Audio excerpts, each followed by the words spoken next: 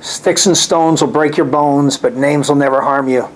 Few statements have been less true than that one, and certainly in recent months we've seen so many examples where the equivalent of words or just revealing somebody's privacy, as happened in the New Jersey case, caused horrible results because people were humiliated and embarrassed and injured.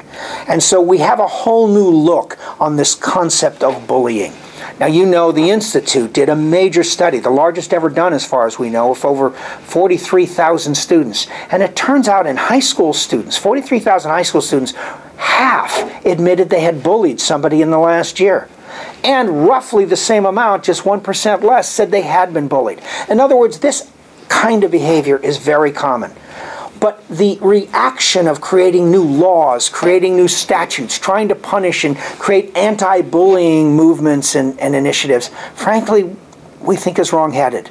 The fact of the matter is bullying is a great problem, and it ranges from the true bully that most of us grew up with thinking of as a bully who beats you up and takes your lunch money or literally harasses you and causes physical injury, to the verbal bully, to the internet bully, the cyber bully, and the like. All of these things have the common thread of causing someone serious injury.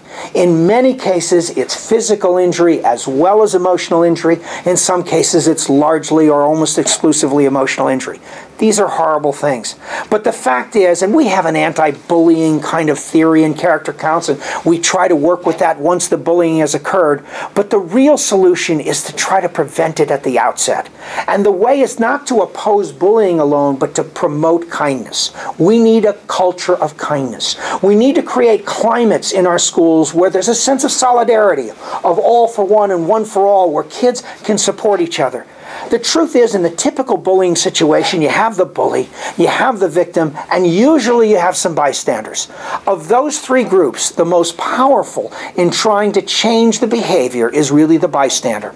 If we can create a culture where this kind of behavior is simply unacceptable, where the bully cannot thrive, where the victim is going to be supported in every way, we can make a huge difference on this. I will tell you, as somebody who's experienced some of these instances with my own children, there's never a win situation. The child tells you and they worry whether you're going to tell the school, and it's going to be worse. Because a lot of times, no matter what the school does, they can't erase the problem and make it better.